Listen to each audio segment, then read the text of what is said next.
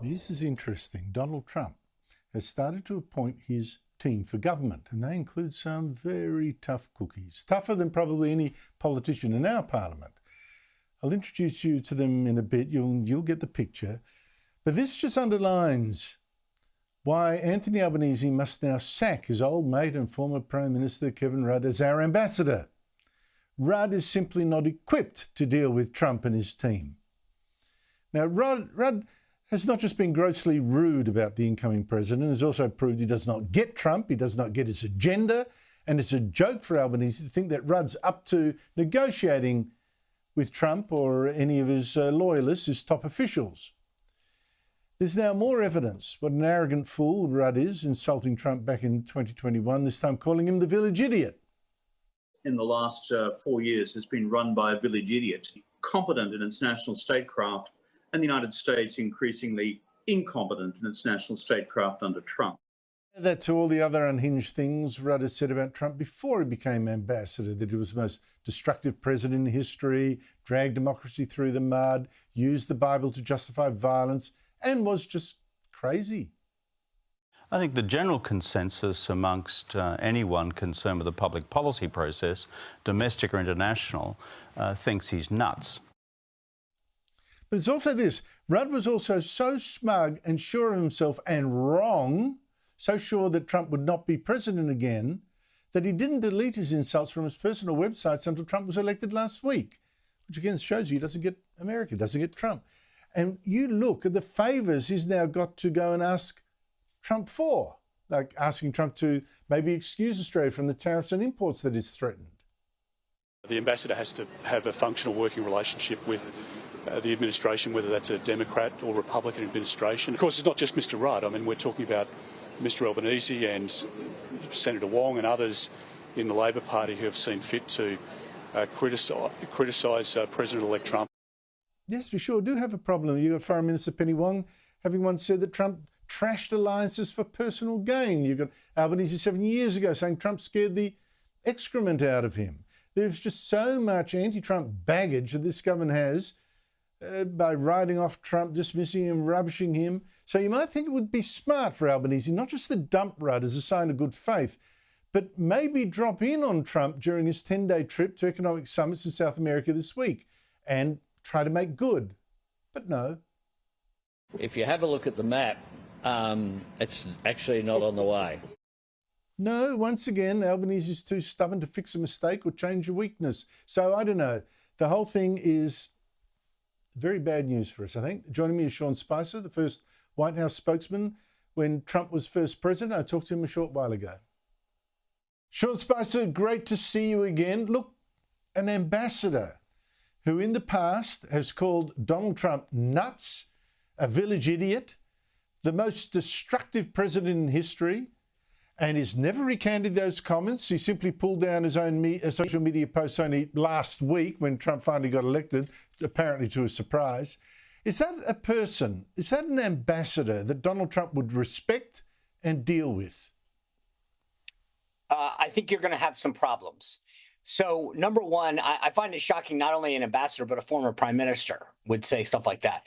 Number two, I think you contrast that with the relationship that former Ambassador Joe Hockey had with the Trump administration. He did a phenomenal job on behalf of your country. He established a great relationship with not just President Trump. I met with him several times. He really understood the job of representing a nation, building inroads, doing so in an extremely professional manner. And I think Mr. Rudd is going to have some problems. Donald Trump doesn't forget these kind of comments. And you see this over in the UK as well with Mr. Lammy. You saw how he kind of thanked Ambassador Haley and Secretary Pompeo, if you will, for their previous service and said they will no longer be utilized in this next administration. It's just a further sign that Donald Trump may say the polite things to you in public, but he will not forget. And my advice to both the Australians and the UK government is to think about how you want that relationship to go going forward. It might be smart to sub them out, if you will. Well, you know, I see people say, well, look, J.D. Vance said terrible things about Donald Trump in the past, and Donald Trump picked him as vice president. But isn't the difference here that J.D. Vance actually recanted his beliefs? Yes. Explained why he was now a Trump fan. Isn't that the difference? 100%.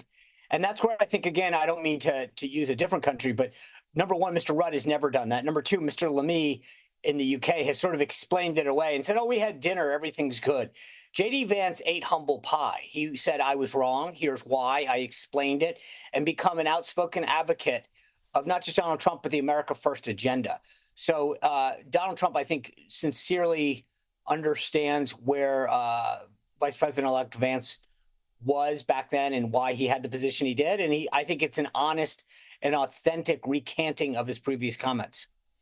I want to finish by introducing viewers to the two latest big appointments that Donald Trump has made for his new administration. And I want to play clips to introduce them both, because I think that says so much about the kind of administration that's going to be hitting the ground running, absolutely running. It really shows how much he means business. He's put, for the first one, Tom Homan. He's put Tom Homan in charge of his borders. The border czar is calling him, in charge of deporting potentially millions of illegal immigrants. Homan actually worked in the last Trump administration on border policy. He did not put up with hand-wringers then. And I think from this exchange, you will see the adults are back. Have a listen. You recommended family separation. I recommended zero tolerance. Which includes family separation. The same as is with every U.S. citizen parent gets arrested when they're with a child.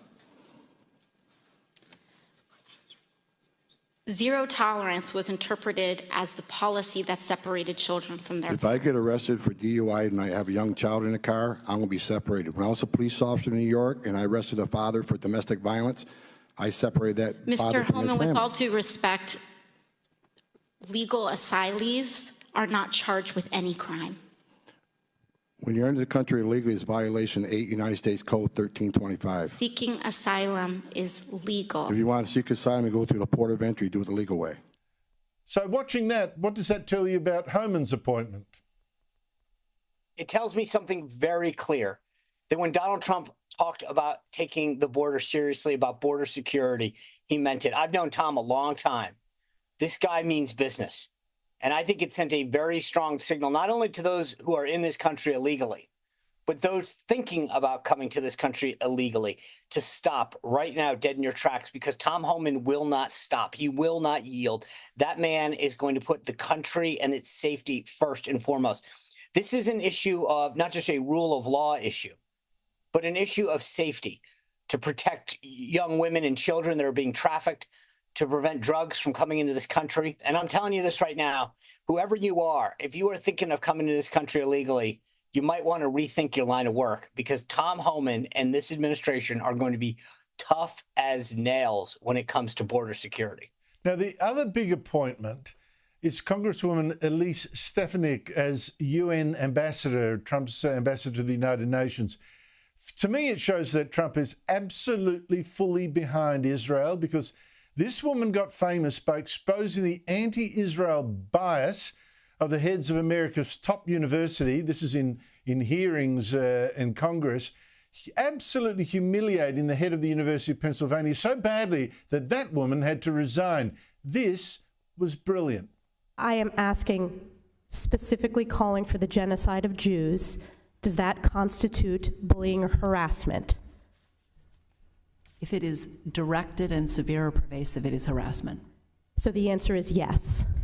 It is a context-dependent decision, Congresswoman. That's your testimony today, calling for the genocide of Jews is depending upon the context. That is not bullying or harassment. This is the easiest question to answer yes, Ms. McGill. So is your testimony that you will not answer yes? If it if the yes speech or becomes no? if the speech becomes conduct, it can be harassment. Yes. Conduct meaning committing the act of genocide? What do you read into this appointment? That Bibi Netanyahu has got a best friend in Donald Trump that will stand firm with the state of Israel, that Israel has no better friend than the United States right now. And if I were the folks that that make up Hamas, I would be very, very scared about what Donald Trump is going to come back to this office and do. Elise is a very smart woman. She's a very passionate woman when it comes to these issues. And I think she's going to be a fierce advocate for Donald Trump at the UN. And the big picture, Sean Spicer, of the appointments you've already heard of, the first woman appointed, for instance, Chief of Staff at the White House. What picture is forming here? These people in every one of these positions means business. And that's the takeaway from that. On process, the way that they're going about this, Andrew, I think that everybody didn't realize it happened in plain sight. For the last 4 years, the America First Policy Institute, the Heritage Foundation, have been planning a return to government, giving this president options to enact real substantive change in the American government that benefits the American people. And he is going to hit the ground running on January 20th like no one has ever seen before. Sean Spicer, thank you so much for your time. You bet.